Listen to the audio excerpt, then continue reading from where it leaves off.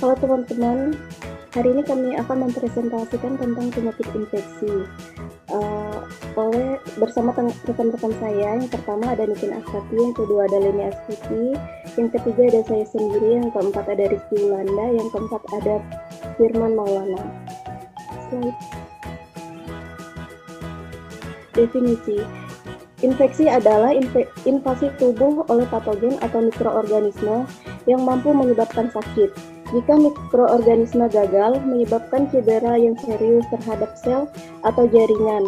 Infeksi disebut asimptomatik. Penyakit timbul jika patogen berbiak dan menyebabkan perubahan pada jaringan normal. Jika penyakit infeksi dapat ditularkan langsung dari suatu orang ke orang lain, penyakit ini merupakan penyakit menular atau kontagius. Selanjutnya akan dilanjutkan oleh rekan saya. Adanya patogen tidak berarti bahwa infeksi akan terjadi. Perkembangan infeksi terjadi dalam siklus yang tergantung pada elemen-elemen berikut. 1. Agens infeksius atau pertumbuhan patogen.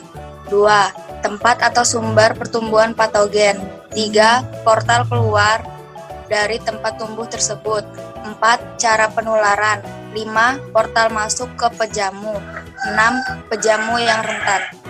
Infeksi akan terjadi jika rantai ini tetap berhubungan. Gambar 3-1. Perawat menggunakan kewaspadaan dan pengendalian infeksi untuk memutuskan rantai tersebut terjadi. Rantai infeksi.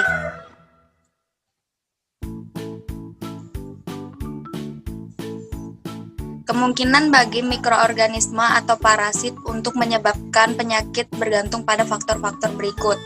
1. Organisme dalam jumlah yang cukup. 2. Virulensi atau kemampuan untuk menyebabkan sakit. 3. Kemampuan untuk masuk dan bertahan hidup dalam pejamu.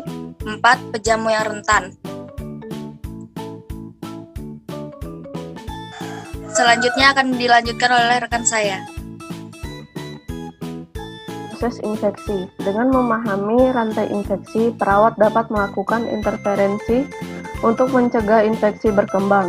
Saat klien mendapatkan infeksi, perawat mampu mengobservasi tanda dan gejala infeksi dan mengambil tindakan yang tepat untuk mencegah penyebabnya. Infeksi terjadi secara progresif. Beratnya penyakit klien bergantung pada tingkat infeksi, patogenesis mikroorganisme, dan kerentanan pejamu. Jika infeksi setempat, misalnya infeksi luka, perawat yang tepat mengontrol penyebaran dan meminimalkan penyakit. Klien dapat merasakan gejala setempat seperti nyeri dan nyeri tekan pada daerah luka. Infeksi yang mengenai seluruh tubuh, bukan satu atau sebagian organ, adalah sistematik dan dapat menjadi fatal. Infeksi dapat lokal atau sistematik. Infeksi lokal terbatas pada bagian tubuh tertentu, tempat mikroorganisme berada. Apabila mikroorganisme tersebut menyebar dan merusak bagian tubuh lain, disebut infeksi sistemik. Keadaan kerika-biakan darah individu mengungkap adanya mikroorganisme disebut bakteremia. Kondisi ketika bakteremia menyebabkan infeksi sistematik dapat disebut septisema. Selain itu, dapat infeksi akut atau kronik. Pada umumnya, infeksi akut terjadi sangat cepat atau berlangsung dalam waktu yang sangat pendek. Infeksi kronik dapat terjadi lebih lambat, berlangsung dalam waktu yang cukup lama, dan dapat berlangsung selama berbulan-bulan atau bertahun-tahun. Jenis infeksi. Selanjutnya akan dijelaskan teman saya. Kemudian ada pertahanan tubuh terhadap infeksi, di mana tubuh ini memiliki pertahanan normal terhadap infeksi. Di sini terdapat flora normal tubuh yang tinggal di dalam dan di luar tubuh, yaitu untuk melindungi seseorang dari beberapa patogen. Setiap sistem organ memiliki mekanisme pertahanan yang mempertahankan terhadap paparan mikroorganisme yang terjadi infeksius. Kemudian, proses peradangan adalah reaksi protektif selular dan vaskular yang menetralisasi patogen dan memperbaiki sel tubuh. Kemudian, flora normal ini bisa mengubah sistem pertahanan tubuh dan inflamasi dalam pertahanan non-spesifik yang melindungi terhadap mikroorganisme dengan mengabaikan paparan sebelumnya.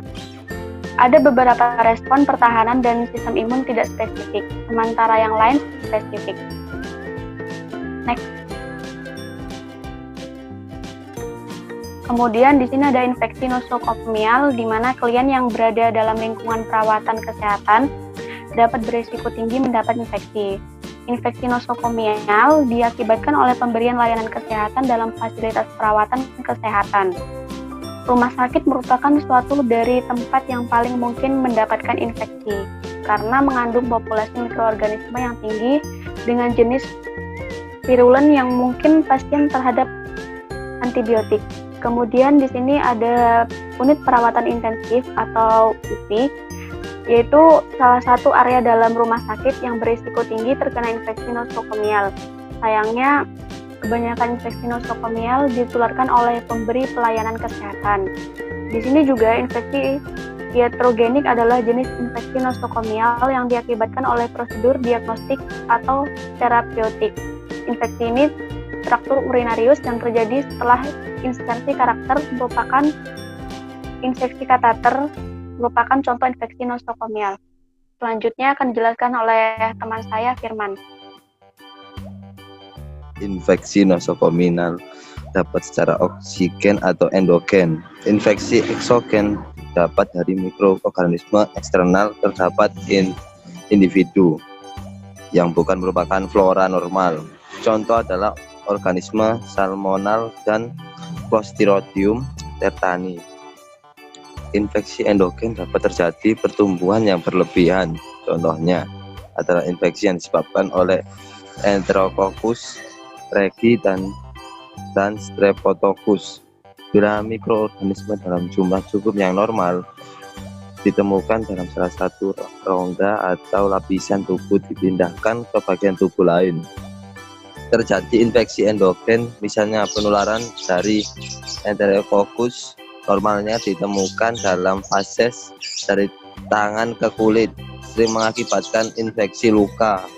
Jumlah mikroorganisme yang diperlukan untuk menyebabkan infeksi nosokomial digantungkan pada virulensi organisme, kerentanan hospes, dan daerah yang diinfeksi. Tabel infeksi, lepasan toksin, lepasan mediator, dijadikan dua, efek-efek vaskulatif previal, efek-efek mikroorganisal, efek-efek visual previal, efek-efek vaskular previal. 1. Vasodilatas atau vasokonstriksi. 2. Maldifusi aliran darah. 3. Kerusakan endotel. Efek-efek miokardinal. 1. Fraksi ejeksi. 2. Penularan kontraktilital. Insufiensi mikrovaskular, penularan TVS, penularan hepatitis, hipertensi refraktori, pengalihan arterial venasa, aliran darah ke jaringan tidak mencukupi, hipoksia jaringan metabolisme anaerobik, pembentukan asam laktat, kegagalan banyak organ, dan kematian. Terima kasih, sekian dari kelompok saya. Jangan lupa stay safe and healthy, teman-teman.